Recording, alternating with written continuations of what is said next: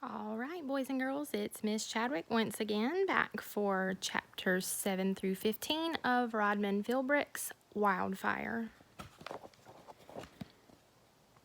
Chapter 7, Make a Giant Help. Where am I?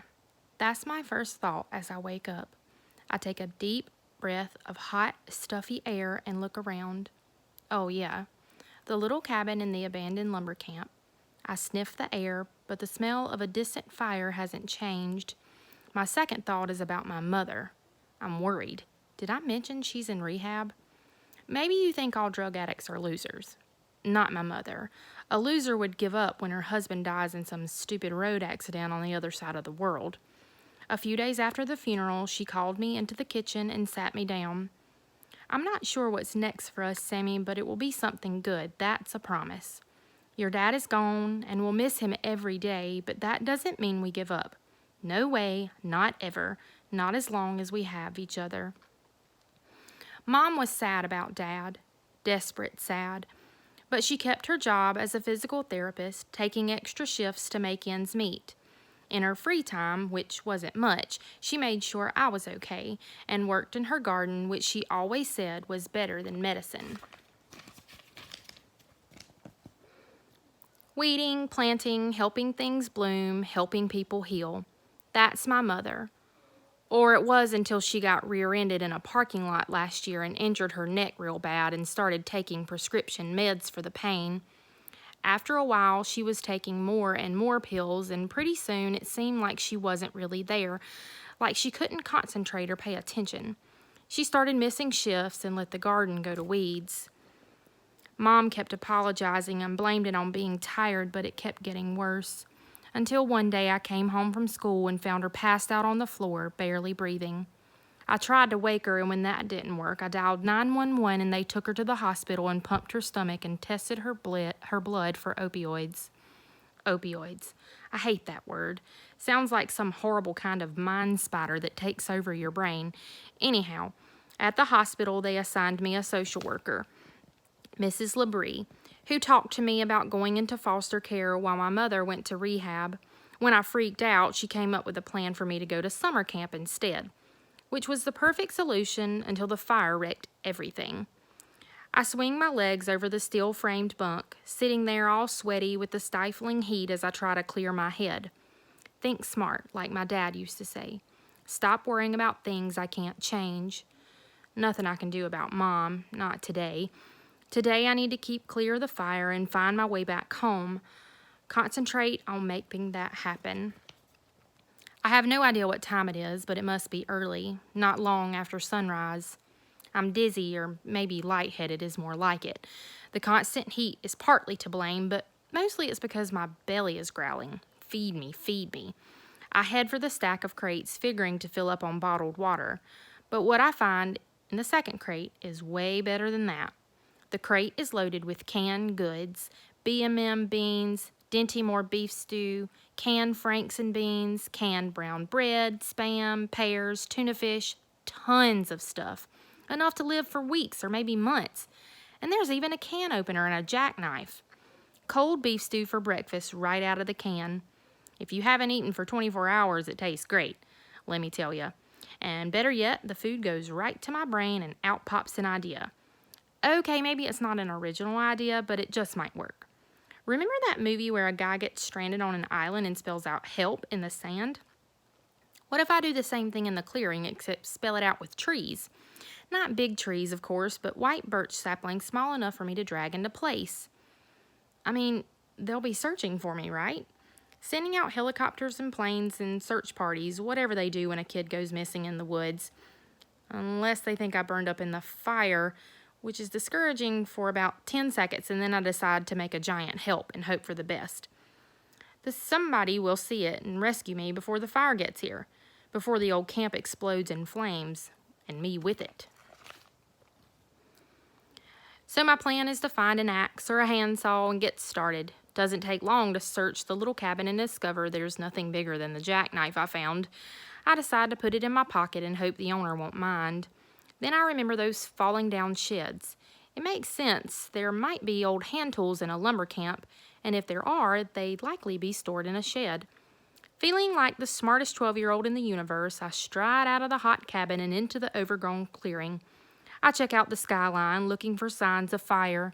The horizon is dark with smoke, but it still looks a long way off. Shoving my way through low bushes and ferns, I head for the closest shed, the one where the roof is more or less intact. The big shed doors are heavy but swing smoothly on recently oiled hinges. A blast of super hot air hits me from inside and a faint odor of something familiar. Gasoline and motor oil. In my mind, that means a chainsaw, which would make my job a whole lot easier if I can figure out how to start a chainsaw. Can't be that hard, right? As the doors swing all the way open, daylight spreads into the dim interior of my shed, and what I see there just about blows my mind. Chapter 8, The Promise He Made Me. The thing is covered by a dust sheet, but I can sort of make out a shape. A vehicle. Could be an off-road four-wheeler, but I don't think so. Too wide. Only one way to find out. I take a corner of the dust sheet and pull it away. Whoa, I say amazed. No way. The thing under the sheet is a Jeep. An old Jeep, like from the wars in the last century. Dull green in color and as stocky as a bulldog, with thick tires and old leather seats and no doors and a flat tilt-down windshield. There's a shovel, an axe attached to the passenger side, and a couple of 5-gallon fuel cans strapped to the back bumper. No ignition or key that I can see, just a simple level marked off, on, and a small compass mounted on the dash. You may be wondering what's the big deal about finding an old Jeep instead of, say, a nice new four-wheeler. Because of my dad, that's why. His favorite vehicle of all time was an Army Jeep. His grandfather drove one in World War II. In one story, the old man had gotten stuck behind enemy lines in the Battle of the Bulge, but he escaped because of his Jeep, rescuing 4 wounded soldiers along the way. I watched a lot of World War II movies with Dad, who wanted to pass along our family history. Plus, it was fun watching movies with him because he knew so much about it all. Once I asked him if he'd get me a Jeep when I turned 16. That made him laugh. "You're only 8 years old," he said. "That makes me halfway there." He laughed even harder. "Promise? Swear on your heart, promise?" "Tell you what, Scamp," he said. "I promise that someday we'll buy an old Jeep and fix it up. You and me." When? When we can afford it. And that's the end of this conversation. But it wasn't the end, not by a long shot. Whenever I saw an old Army-style Jeep on the road or in a yard, we'd talk about how someday we'd get one of our own. I wish you could see this, Dad. You'd already have the hood up. What I find in the old Jeep's little glove compartment makes it even better. There's a neatly folded map that looks well used. A small, gray plastic folder contains a vehicle registration in the name of Aldrich Brown, and a faded black and white photo of a tall, lean man in an Army uniform standing next to a Jeep. Maybe he owns the lumber camp property or has permission to store a vehicle here. Maybe he's the one who keeps the cabin stocked with provisions. Whatever, he has a big grin on his face. I turn the photo over, and there, in neat handwriting, are the words, U.S. Army, 40th Infantry, Korea, 1952. Cool. I'm so focused on the Jeep and on the memories of my dad that at first I don't notice the smell. The terrible smell. The awful, terrifying smell. Then it hits me, and I run out of the shed and look to the sky, which is suddenly boiling dark clouds and flashing orange along the tree line. The fire is suddenly close and getting closer. The wind has shifted, and it carries the heat and stink of fire. My heart sinks. The wildfire is back with a vengeance, driving the hot, sparky wind, and there's no time to make a plan. I thought the worst was over, but obviously not. All I can do is get moving as quickly as possible and try and keep ahead of the flames behind the boiling smoke. Smoke that's already burning my throat. Water. I'm going to need water. Best I can do is grab a few jugs for the road. Go. Make it fast. Don't mess it up like you did going back for the stupid phone. I'm sprinting for the little cabin when animals suddenly explode from the surrounding forest. Birds are first. Hundreds of them streaking across the clearing. Big black crows, tiny bright songbirds, and eerie-looking owls silent but for the swoop of their wings. I raise my arms to cover my head, afraid they'll peck my eyes out, but the birds avoid me and rush up into the smoke-darkened sky. Next come squirrels, tails flattened as they skitter through the underbrush, chittering with fear. Then groundhogs waddling along, and raccoon families screeching, and other close-to-the-ground creatures running so fast they're blurred. Weasels, maybe. Last is a young deer with a rack of mossy antlers. He enters the clearing in one mighty leap, freezing for a split second as if posing for an amazing nature picture, and then vanishes into a stand of pines on the opposite side of the camp. The message couldn't be clearer. Run. If you want to live, run. I kick open the cabin door and grab crates of cans and jugs of water. I race back to the shed, fear choking my throat, because I can hear the fire now, roaring close behind the thick wall of smoke, the crackle of burning branches, the whoosh of leaves igniting into flames. It can only mean one thing. Fire is eating the forest. Fire is coming so fast I can't possibly outrun it. Not without help. Not without the Jeep. Doesn't matter that I don't know how to drive. It's my only chance. Chapter 9, Between the Fire and Me. I toss the crates into the back of the Jeep and slip behind the wheel, hands shaking, trying to remember what little I know about driving a standard transmission. I know the clutch is important. That's how you shift gears, but which one is the clutch pedal and which is the brake? Take a guess. I press down on the left pedal. It goes all the way to the floor. Okay, that must be the clutch. I turn the lever on the dash to on. Nothing. Total silence. I jiggle the lever. Still nothing. Forget the Jeep. Run for your life. No, wait. Starter pedal? Yes, I remember. Dad said really old Jeeps had a starter pedal. Something you had to press down with your foot to make the engine turn over. Find it, boy. Find it or die. I look down and spot a small, knobby rubber pedal. I press on it with my foot. The most amazing thing happens. The engine turns over and catches. Nothing ever sounded so good as the engine purring. Like it woke up happy from a deep sleep and is ready to go to work. That running engine gives me hope, but the smoke is getting thicker, filling the shed. My eyes sting. What do I do next? How do I make it go? My brain screams, just do something, you idiot. Put this beast in gear and get moving. Yes, but how? There are 2 stick shifts, one big and one small, one for regular and one for 4-wheel drive. The bigger stick must be for regular transmission, right? But how do I get it into gear first? Into first gear. Then I see it, a diagram on the dashboard. First gear is to the left and down. Quick, do it or get burned to a crisp. I grab the stick, pull it left and down. It clicks into place. Okay, now put your right foot on the gas pedal and lift the clutch pedal with your left. Careful, don't stall the engine. My left foot accidentally slips off the clutch pedal and wham, there's an awful grinding noise as the Jeep lurches into gear.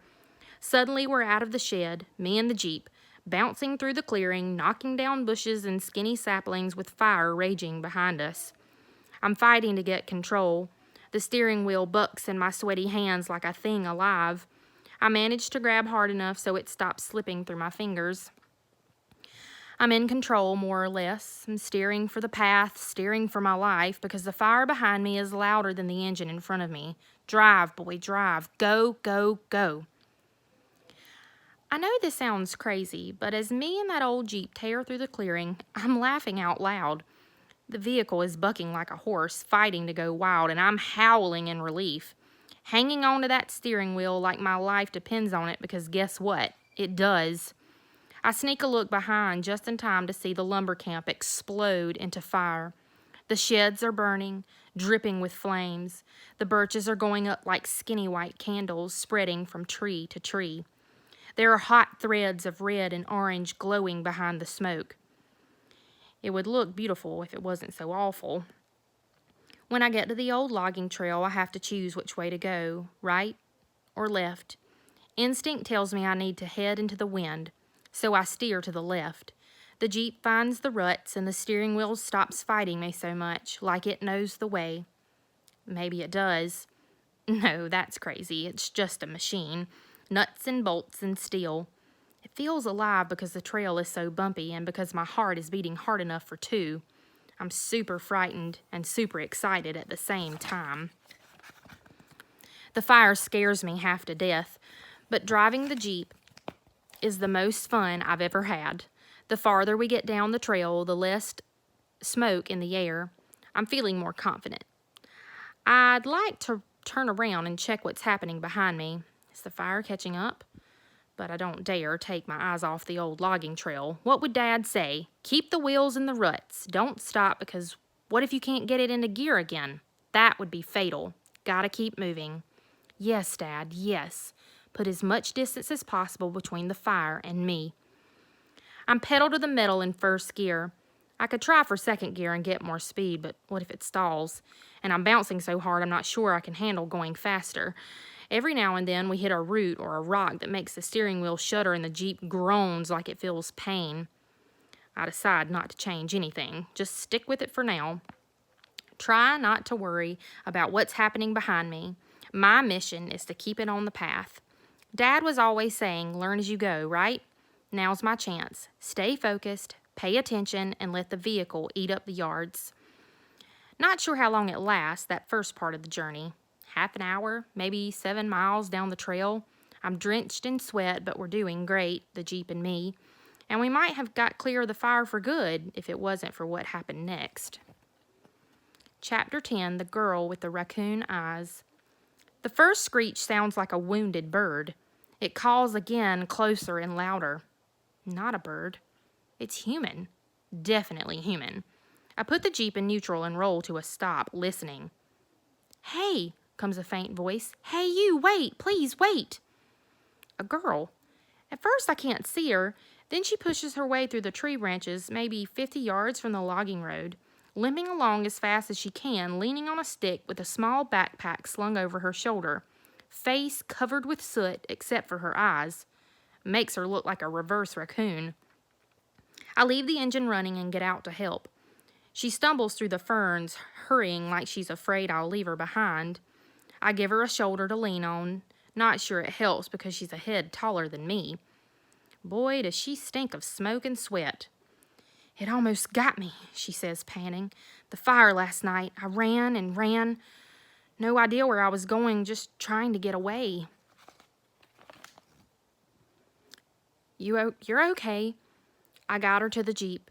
She collapses into the passenger seat and starts to cry. Great.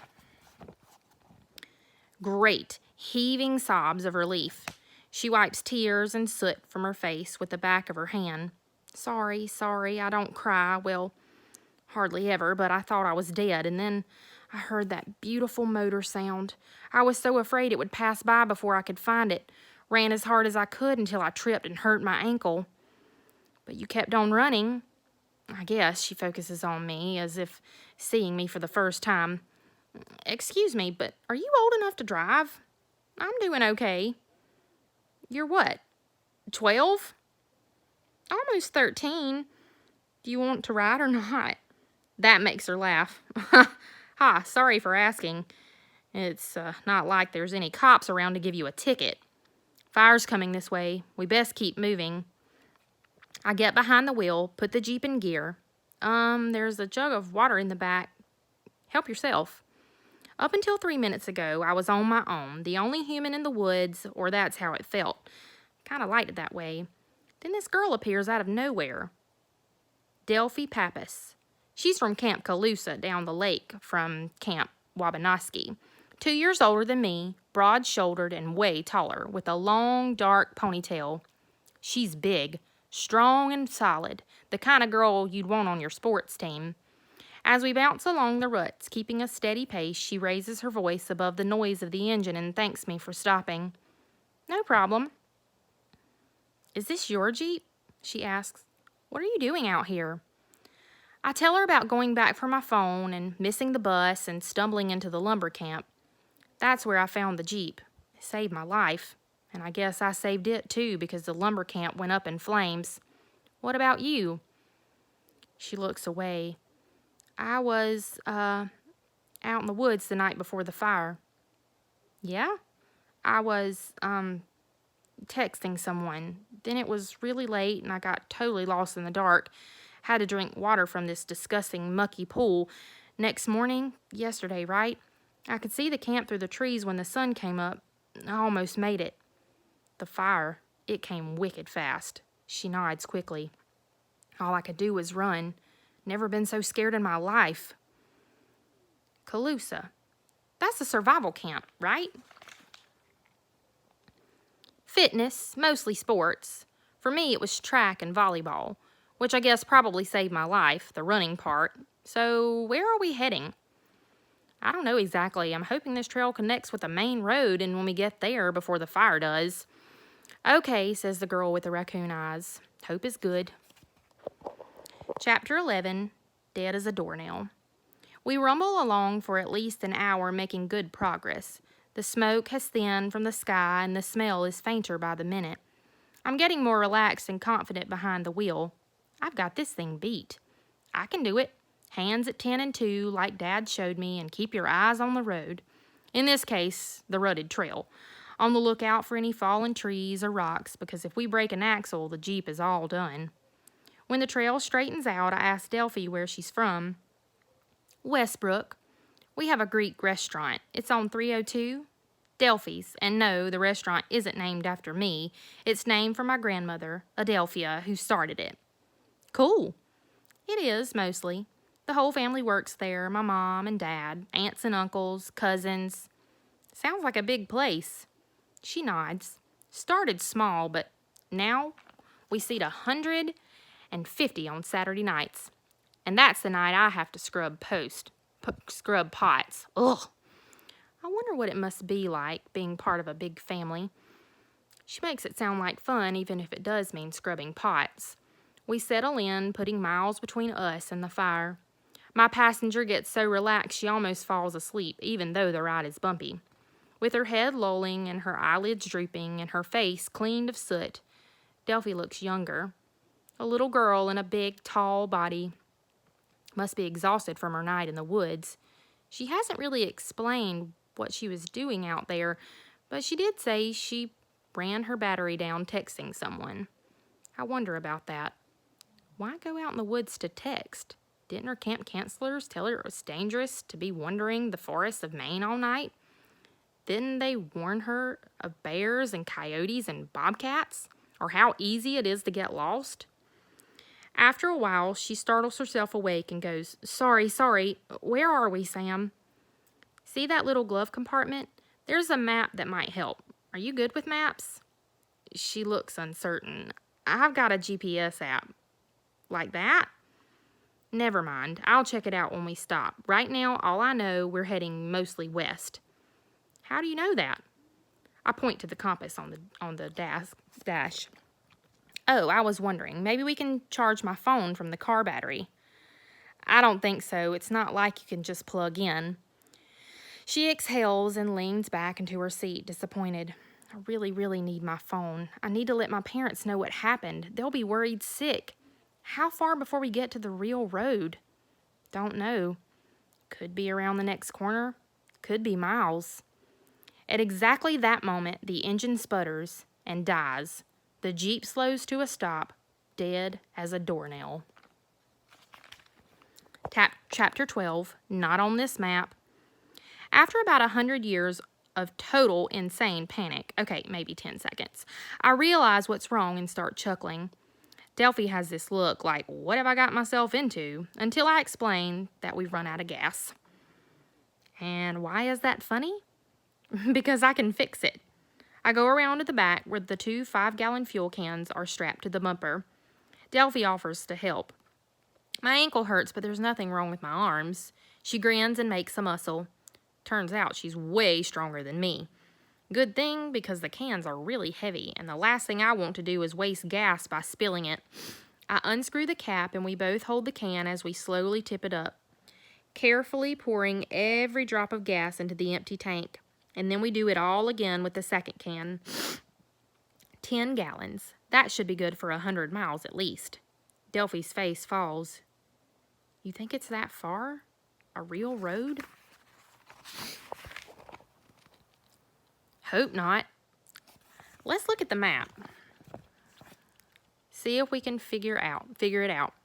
I take the old map out of the glove box and unfold it on the hood. The air is hot and heavy, and although there's no strong smell of smoke, the air is still bad, so breathing is a chore. Sweat is running into my eyes, and I have to blink it away before I can see the map clearly. I'm disappointed it isn't like the trail maps Dad taught me how to read at Baxter State Park. At first, it just looks like a bunch of squiggly green lines. The faded printing identifies it as a topographical survey, but I'm not sure what that means exactly. Delphi leans over the map, squinting her thoughtful brown eyes, and announces that the lines are marked for elevation. Elevation? I ask. How high above sea level? See? As soon as she says that, the map suddenly makes sense, like one of those trick puzzles that snap into place once you know the secret. The squiggly green lines trace the shape of land and lakes and mountains. The lines are close together where the mountains are steep, and far apart where the ground is flat, or where there's water. I lean over the map. Wabanowski Lake. My camp and your camp are on the same lake, right? If we can find it on the map, at least we'll know where we started. The printing is tiny and faded, but we eventually identify the long, skinny shape of the lake. There are no markings for the summer camps located along the shoreline, but the map is old and maybe the camps are more recent, or maybe they just didn't bother marking them down. Delphi must have really sharp eyes because she's the one who spots the faint pencil lines. Could this be the logging road, she asks. The pencil markings run east and west across the map, following the lower elevations, the flatland. At one end, there's a smudged X, and the other end continues to the far edge of the map. Yeah, I think you're right. It makes sense if X is the lumber camp, so we'd be somewhere in here. I place my finger on the smudged pencil line. So where does this connect to a main road? It doesn't. Not on this map. Delphi sighs, her round face concerned.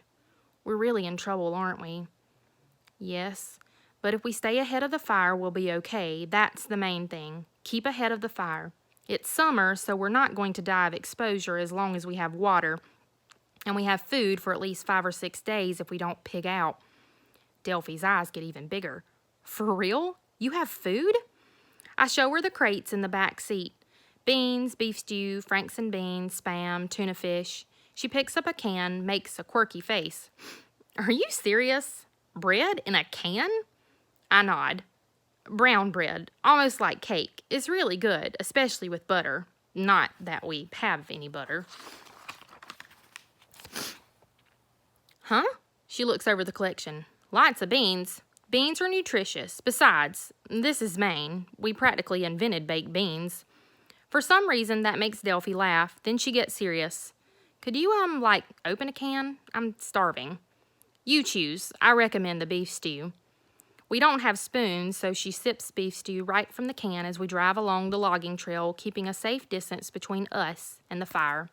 At least for now. Chapter 13, Okay for a Boy. Turns out my passenger is pretty funny when she wants to be. We're bumping along, going maybe 10 miles an hour, and suddenly she saves her eyes with her hand and goes, Slow down, I see the golden arches, Big Macs, dead ahead. For one tiny millisecond, I almost fall for it. Gotcha, she grins at me. No way. Way, you totally believe me. You're good, I admit. Good enough for ice cream. I've been saving the last pint of chocolate chip in that cooler in the back. Her eyes dart to the back and I burst out laughing. She slumps in her seat. Great, I got away from fatness camp, but I can't get away from imaginary food. Fatness camp? They call it fitness because it sounds better, but at least half the girls are there to lose weight. Can I ask you a question? Why were you out in the woods at night? No comment. And she won't say any more on the subject. But here's the thing. After making each other laugh, we're no longer strangers. We're not a team yet, me and Delphi, Pappas, but we're getting there. Late in the day, with light fading through the green leaves and the smell of smoke even more distant, we come upon a faded hand-painted sign nailed to a tree. Piney Pond Cottage, walk from here. Delphi says, if somebody's home, maybe they've got a phone. I really, really want to talk to my mom. It's a footpath, I point out, too narrow for a vehicle. But Delphi leverages herself out of the seat, grabs the stick she's using for a crutch, and hobbles past the sign. I'm nervous about leaving the Jeep alone. It saved my life, and my guts tell me to stick with it until we're clear of the forest, clear of the fire. I can't outrun a fire, and for sure Delphi can't, but I need a phone as much as she does to make sure my mom is okay and to get us rescued. So I carefully park the Jeep in a cleared space near the sign. This must be where the owner leave their car or truck, and follow her down the footpath. The path looks like it hasn't been used lately. The undergrowth is so thick with ferns that it's like a wall of soft green waves on either side.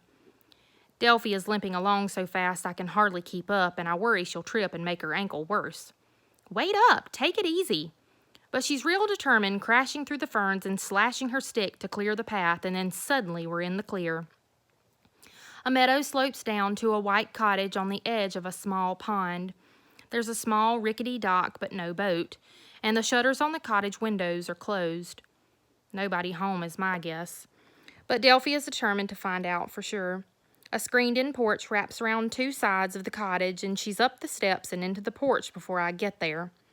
Darting around the old wicker furniture and peering through the glass on the front door into the dim interior, she rattles the doorknob. Locked. I don't think there's anyone here, I say. There'd be a car or truck in that spot, right? Sounding irritated, she turns to me. Okay, Sherlock, I get that. Nobody's home, duh, but what if there's a phone charger in there or a landline? I take a step back. She's taller than me and holding a big stick. She notices my reaction and her face falls. Oh, hey, I'm sorry. I'm just hot and miserable and obsessed about calling my parents, okay? Delphi, I'm pretty sure there aren't any chargers in there. How do you know that? Look around. There are no power lines attached to the house, no telephone lines, no lines of any kind. She hobbles down the steps, looks up at the roof line and the porch of cottage. Her shoulders slump. This is so messed up. There are a lot of places like this in the backwoods, hunting cabins and getaway cottages that are too remote for power. That's stupid. I shrug, not sure about that. It's sort of like camping out except with a real roof over your head. Summer only, I'm guessing, unless they come by in a snowmobile. That lumber camp, it didn't have power either. I hate this, Delphi says, frustrated. Hate it, hate it, hate it. No, this is good, I insist. This is a great find, even without a phone. We're far enough ahead of the fire that we can hardly smell it, and besides, we don't dare drive a logging trail after dark. Too easy to go off the road. So we need a place to stay for the night. The porch is good. The bugs won't be able to chomp on us. Plus, we have chairs and couches and cushions. See? It's way better than sleeping in the Jeep.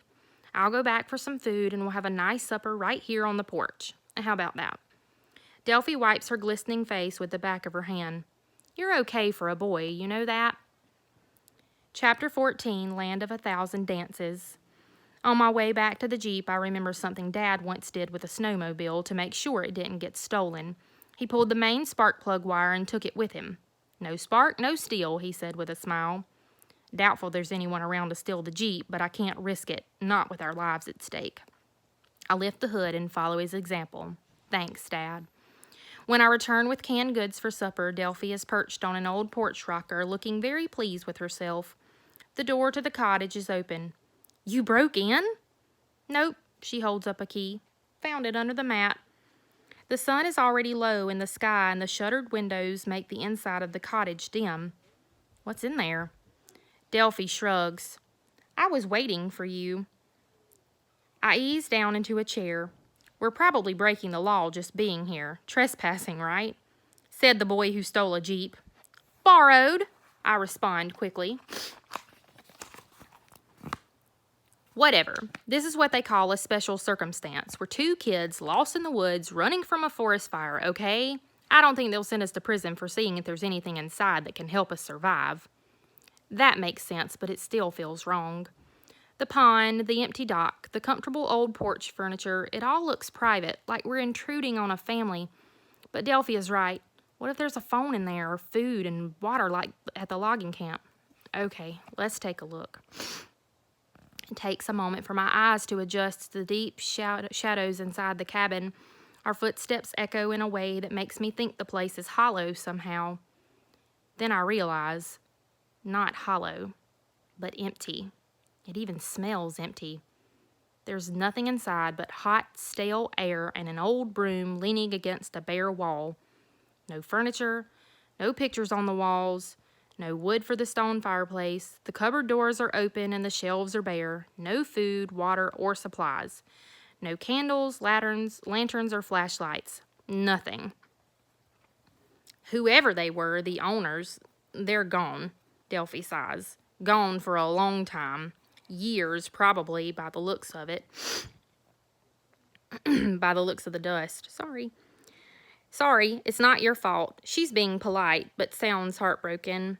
Delphi pulls open a kitchen drawer, looking for silverware. At first glance, it seems to be as empty as the cupboards until she reaches to the very back. Then her eyes get bigger. I've got something, she explains. A phone! It's a phone! But her excitement doesn't last long. The object from the drawer is about the same size and shape as an old flip phone, but it's not. It's a small, self-powered emergency radio with a crank on the side. Turn the crank for a couple of minutes and the radio will play for a little while. I take it from her and check it out.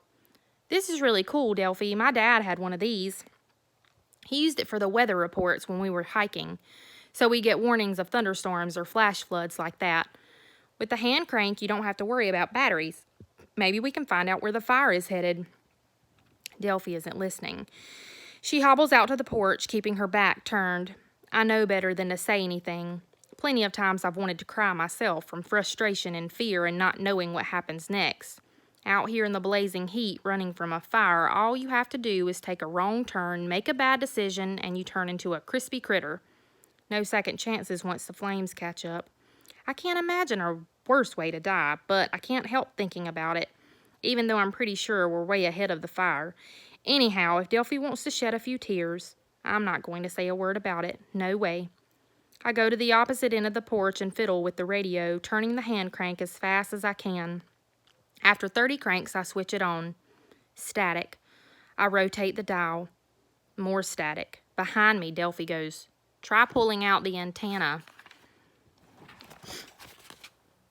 Extending the antenna seems to help, but mostly the static is just louder.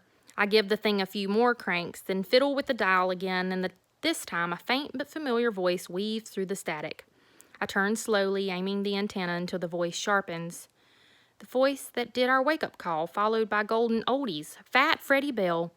Usually he's joking around, but not this time. This time he's dead serious. Reporting that more than 15,000 acres of dry timberland have been engulfed by wind-driven flames in the last 48 hours. In some areas, a wall of flame has spread a mile in less than an hour, leaving nothing but smoldering ash behind. Firefighters are working hard, but they haven't been able to stop it. What started this fire is as yet undetermined. Could be a careless camper or what they call dry lightning. But whatever started it, officials fear this may be worse than the Great Fire of 1947 that burned from the mountains to the sea, destroying town after town. Unless we get some rain, boy, do we need rain. So we're praying for rain. We're dancing for rain. That's right. Your host, Fat Freddie Bell, is dancing right now in the RPZ studio, making a fool of himself. Come on, let's all get up and dance. Old and young, everybody. Dance until it rains. The voice blends into music, wild rocking music about the land of 1,000 dances, but it quickly fades to static. Delphi tucks the radio back into her backpack, then looks at me with worried eyes. We're in bad trouble. Chapter 15. The fart heard round the world. Ha, y'all know I hate that word. We're sitting on the screen porch in the dark, both of us groaning because our stomachs are so full. Cold beans and franks may not sound appetizing, but it is if you're starving. And the beans weren't really cold, not in this heat. Must be 90 degrees with the sun down. To top it off, we each ate a can of brown bread, and even without butter, it was delicious. Delphi, contented, says, "This is the fullest I've been since before Camp Fatness, and all those so-called healthy meals. It feels good not to be hungry." I don't know about the other campers, but you're not, fat or anything. You're tall for a girl, that's all. Tall and big and strong, but definitely not, overweight. Tall and big and strong, just what every girl wants to hear. I'm serious. Let's talk about something else. She leans back in her porch rocker and massages her sore ankle. It's so dark the world outside the porch might as well be a pool of black ink. No stars, and the smell of smoke remains faint and distant, which means we don't have to worry about the fire. Not right this minute, anyhow. Delphi clears her throat. Know what I want more than anything? A hot shower to wash my hair. I smell like a dirt ball, and everything feels gross, like I've been dipped in grease, then rolled around in the dirt. Ugh. No plumbing in this cabin, but tomorrow morning, first light, we can wash up in the pond. That would be cool. So what do you want more than anything? No need to think about it. Call my mom. Her expression softens. What would you tell her? That I'm okay and not to worry. Delphi nods. I wish it was true, that there's nothing to worry about. How far away are we from the fire? Miles, I hope. That DJ on the radio said it was spreading a mile in an hour, so every time we stop moving it might be catching up, right? I shake my head because I know what she's about to ask. No way. We can't drive at night. Not on that trail. We'd wreck the Jeep and then we'd be toast. No, totally, I get it. Unless you think you can drive at night on a trail we don't know.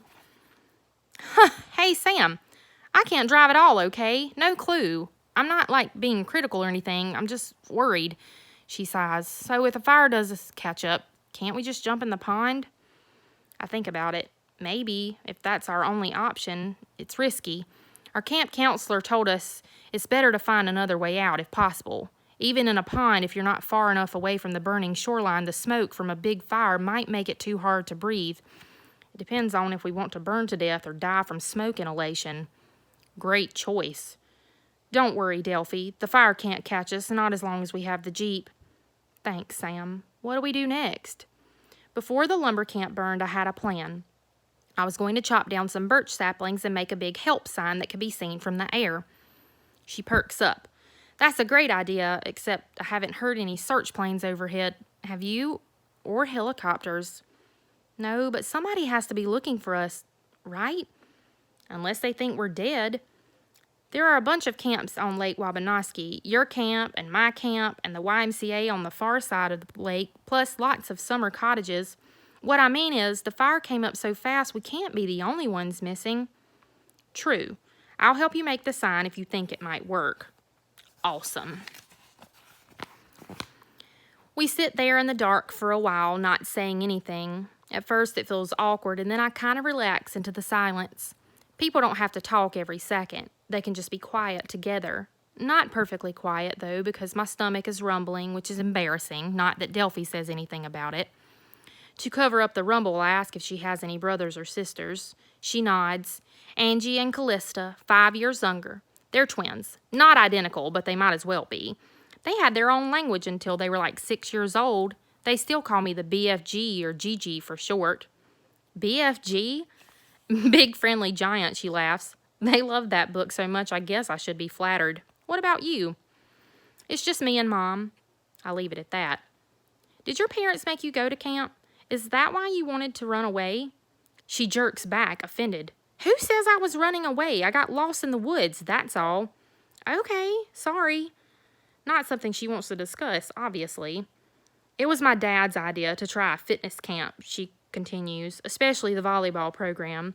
He wants me to use my tall. Turns out I like track better, but volleyball is okay. Use your tall? Embrace it. Dad is 6'5". He thinks it's cool having a tall daughter. Says he wants me to have altitude instead of attitude.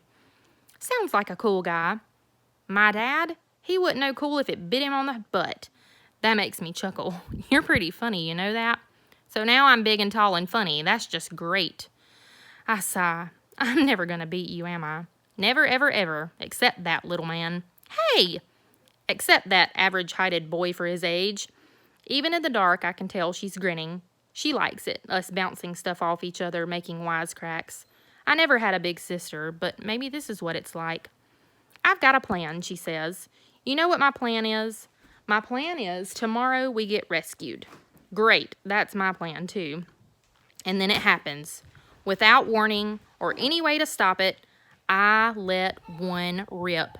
I mean, really rip. It sounds like an out of control whoopee cushion, venting loud and long, like a not so distant artillery barrage, like, oh, never mind. You know what it sounds like. When at long last, it's over, I gasp and say the first thing that comes to mind. Beans. That does it. Delphi goes bonkers, and then I'm laughing too, and it's like contagious or something. We can't stop. We keep laughing and giggling until we're out of breath, and then Delphi snickers and shouts, "Beans!" And we start laughing all over again, laughing until my stomach hurts so bad I have to jam my fist in my mouth to stop the giggles. "Beans, beans, the musical fruit," she chants. "Stop," I beg her. "Don't. The more you eat, the more you toot." I never knew that you can laugh yourself to sleep, but you can, under the right circumstances. Thanks for sticking around. That was a long one tonight, guys. We will read some more of the book tomorrow. Good night. Bye.